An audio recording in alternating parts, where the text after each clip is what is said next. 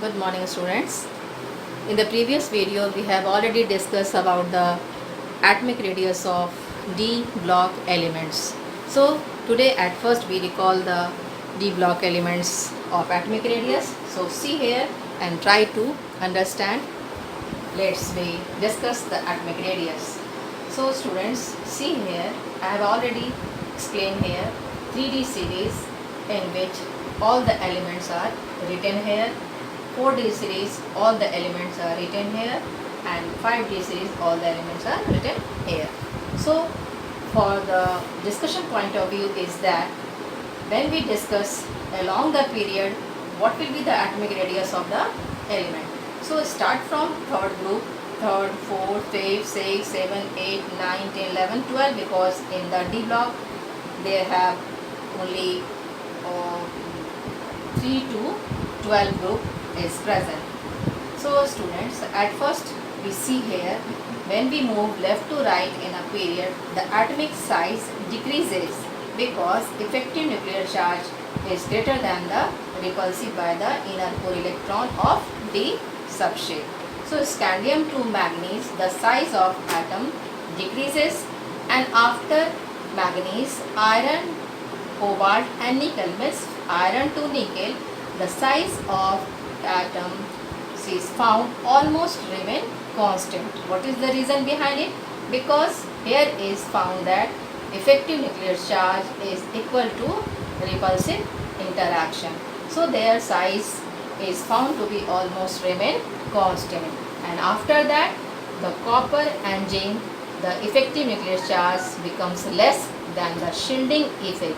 So student, the size of atom at the end of the d orbitals respective period, the size of atom increases. That is the reason in starting the size of atom decreases, in between middle of the element found to be size of atom remain constant, and at the end of the d orbital in particular period the size of atom becomes bigger due to less effective nuclear charge and more shielding effect. That is the reason. But what about when we move top to bottom or particular group, as we read in previous block of elements like S block, P block, when we move top to bottom the size of atom increases because the number of shell increases. But here is some changes, because when we move top to bottom the size of atom except group 3, because in group 3 when we move 3D to 5D series, in 5D the first member of lanthanum, because after third period 14 lanthanide elements in which last electron enters into L-2 F subshell, so that after third group it is found to be in group 3 only the size of atom scandium to yttrium to lanthanum, the size of atom increases. But when we move except third group, the size of atom 3D to 4D, when we come, the size of atom present in 4D series is bigger than the 3D series. But when we talk about the 4D to 5D series, 4D to 5D series, 4D to 5D series atomic size almost remain constant or same, because poor shielding effect of F electron.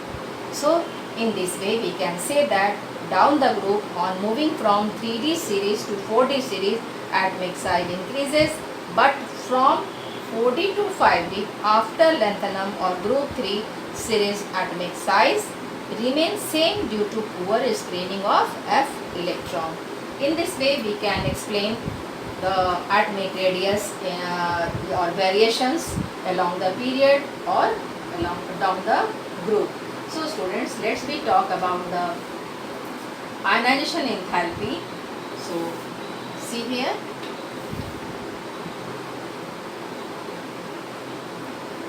as we discussed in the previous video, the ionization enthalpy of D block and comparison with the S block elements or P block elements.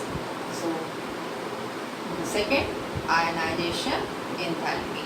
So as we know, the ionization enthalpy is relation of ionization enthalpy is atomic size exactly proportional to effective Z effect nuclear charge.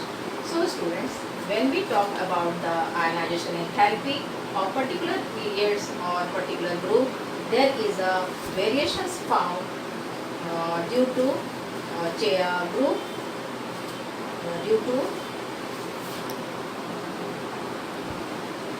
due to variations in the group when we move 4D to 5D series.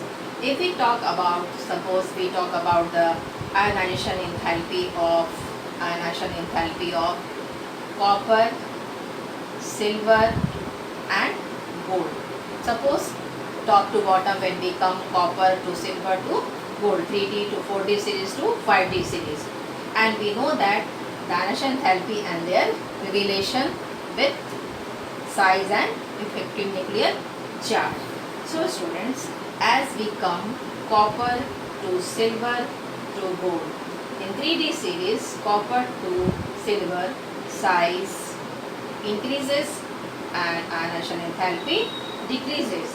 But when we move 4D to 5D series, size is found to be almost same because effective nuclear charge of gold is greater due to poor shielding effect of F electron. In that condition, the ionization enthalpy increases. So, if we arrange copper, gold and silver, so we will arrange like this.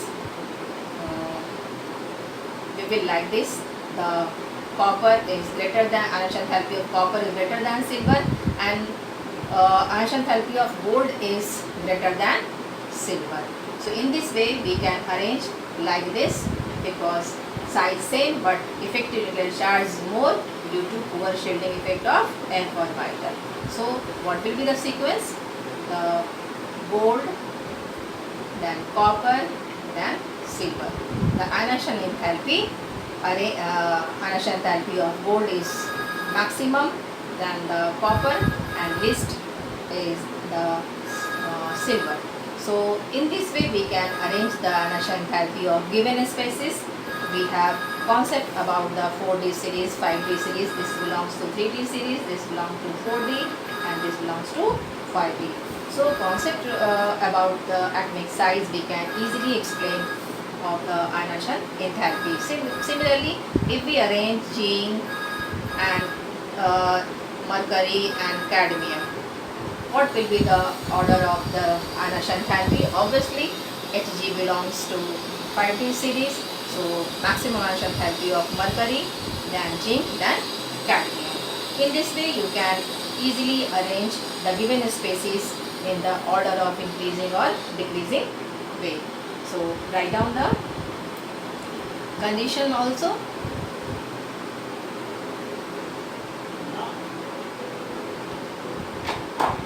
So students, ionization enthalpy of D block metal is higher than S block metals. Why? Because due to smaller size,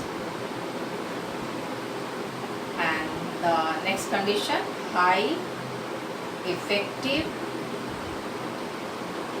nuclear charge. This is the reason for ionization enthalpy of D block elements is higher than the S block elements. Let's discuss about the next property, that is called the oxidation states. As we know, D block elements show the variable oxidation state. Now our next property is oxidation state. In D block elements, electron fill in both the subshell, means n-1 D and ns A.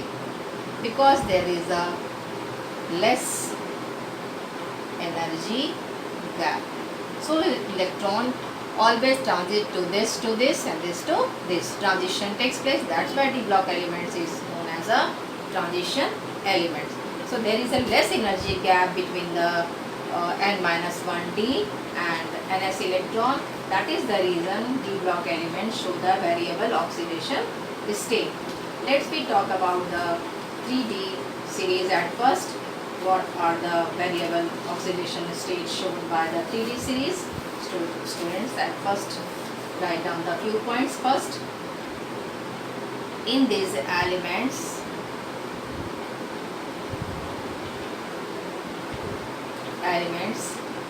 the difference in energy of ns as well as n-1 d electron d orbital is very small.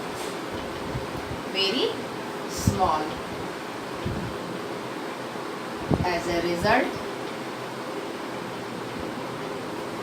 result of which ns as well as n-1 d electrons are available for bonding, and the elements show variable oxidation state. That is the reason there is less energy gap between n-1 d and ns substrate. So see here the common oxidation state shown by the 3D series. So we talk about the 3D series. 3D series, first scandium, then titanium, then vanadium, then chromium, manganese, iron, cobalt, and zinc. So the third series belongs to 3D series belongs to fourth period 3D series. So the configuration of 3D series is 3D1 scandium 3D1 and 4s2 titanium 3D2 4s2 3D3 4s2 and 3D5 4s1 3D5 and 4s2 3D6 4s2 3D7 4s2 3D8 4s2 3D10 4s1 and 3D10 4s2. Zinc do not considered as a transition element. It considered as a d block element but is not considered as a transition element because after losing 2 electrons it has filled d orbital. Electron does not transit to this orbital to this, so it is not considered as a d block transition element, only considered as a d block element. So students, remember it, zinc, cadmium and mercury is considered as a d block elements because their outermost orbital comes d subshape, but they do not consider as a transition element because there is no transition of electron takes place. So what are the common oxidation states shown by this? So write down the oxidation state of particular scandium. Show the +2 and when it lose 1 electron also, so it is +2 and +3. Titanium, show the +2, +3, +3 and +5. Td2 +4, not 5, +4. In which the most common oxidation state is titanium, the most common oxidation state is +4, not +3. In scandium, the most common oxidation state +3, but in case of titanium, the most common oxidation state is +4. Vanadium show the oxidation state +2, +3 and +4 and +5 also, in which most of the compound form in the +3 oxidation state and somewhat +5 oxidation state also. In case of chromium show also maximum wide range of oxidation state +1 to +6, +1, +2, +3, +4, +5 and +6. But most common oxidation state in the chromium is found to be +3. In case of manganese also show wide range of oxidation state like +2, +3, +4, +5, +6 and +7, in which +2 and +7 is the common oxidation state, because in the +7 it contains maximum unpaired electron. Maximum unpaired electron. So let's come to the iron. Means ferrous is show +1, +2 and +3, +4, +6 rarely shows by this particular element, and the most common oxidation state is +2 and +3. Cobalt show the +2, +3 and +4, and the most common oxidation state is found to be +3 in case of cobalt. Let's talk about the nickel. Nickel show +2 and +4, and both oxidation state is common in case of nickel. In case of copper show most common +1 and +2, and both are most common oxidation state. In case of zinc only show +2 oxidation state because it has filled d orbital. So it is d block element but not a transition element. So remember it, students. For zinc it is d block element, but it is not considered as a transition element. Because no transition takes place with d or s electrons. So we talk about the next property. It is very easy to understand. So students, in this way you can easily find out the maximum oxidation state shown by the 3D series. Similarly for 4D and 5D series. Mostly common questions asked from the 3D series, which will be the most common oxidation state shown by the particular elements. So let's discuss about the next property, that is the magnetic property.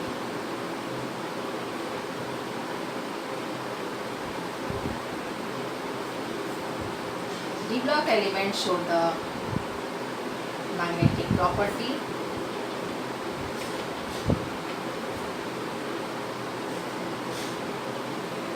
And simply due to presence of unpaired electron. So students, when we move left to right in a period, suppose we talk about the 3D series, scandium, titanium, vanadium, chromium, manganese, iron, cobalt, nickel, copper and zinc. So here we see that when we move left to right in a period, the magnetic property increases. Means up to manganese magnetic property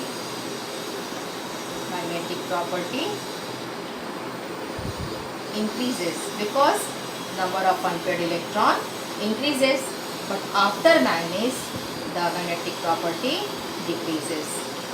The magnetic property decreases because after manganese pairing of electron takes place and the number of unpaired electron becomes less or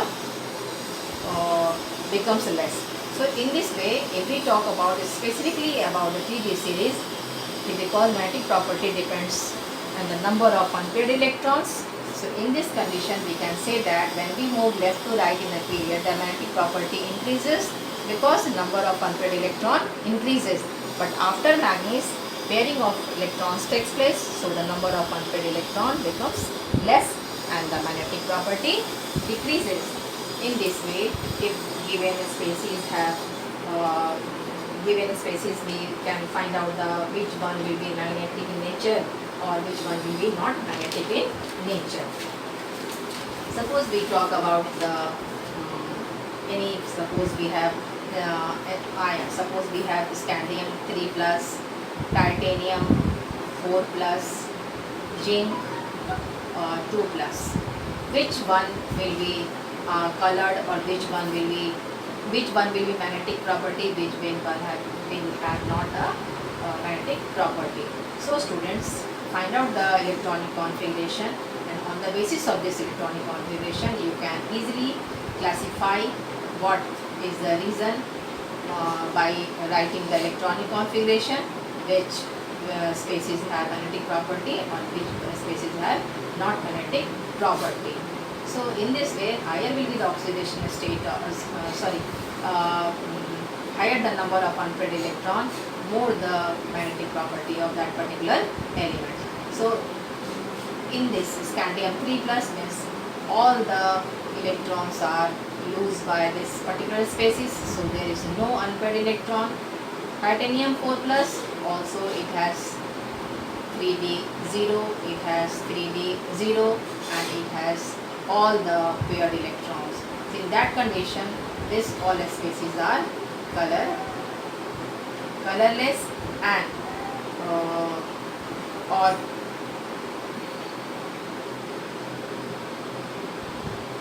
these all species are diamagnetic in nature, because diamagnetic means it has no any unpaired electron present in the d orbital.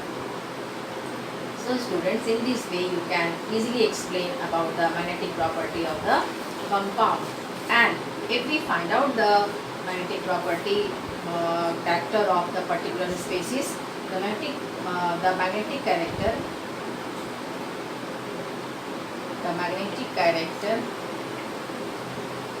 can be expressed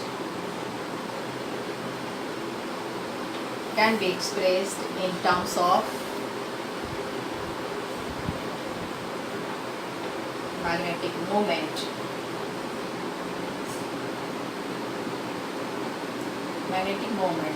Which is because of the spin of unpaired electron,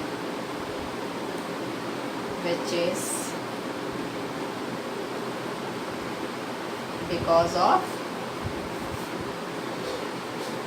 the spin of the unpaired electron, So it is given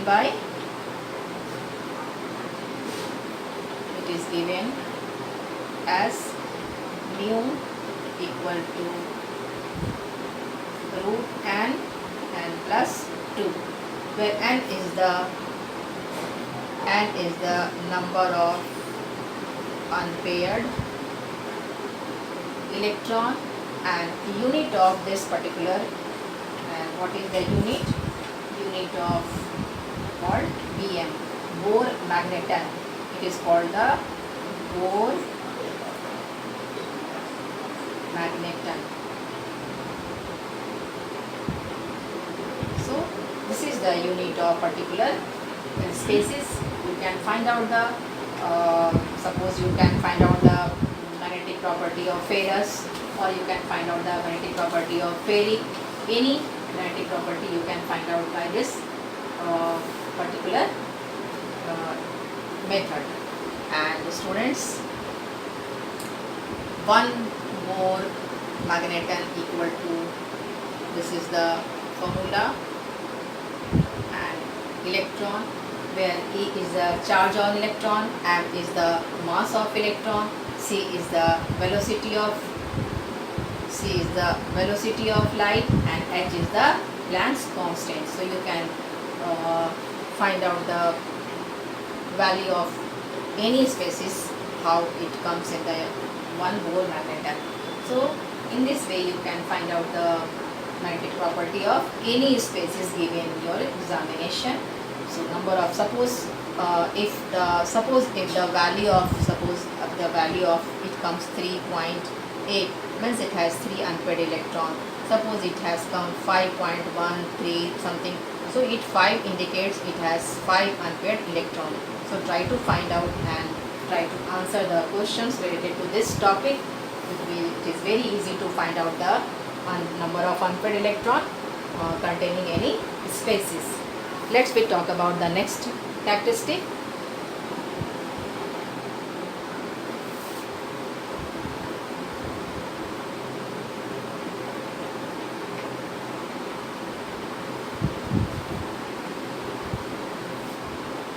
This characteristic is the formation of complex compound. As we know, this complex arises because of the formation of coordinate bond. This complex arises because of the formation of coordinate bond between electron donor, we called it ligands, molecule or ions, and electron deficient metal cation, or we can easily explain because d block elements have vacant d orbital, so it can easily accept the electron. The electron donor species is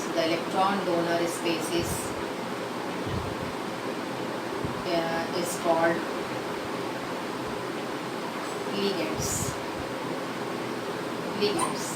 like NH3, it has electron pair, water, it has 2 electron pair, halide ion also electrons pair, OH ion also electrons pair, cyanide ion also electrons pair. Suppose copper, it has vacant d orbital and it can easily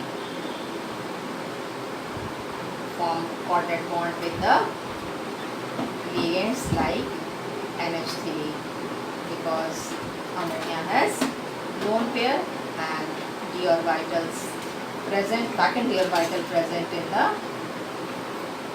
d block elements. That is the reason d block elements easily find the complex compound. So students, in this way it form complex compounds. So many examples you can easily find by this particular condition. So let's discuss in the next video another characteristic.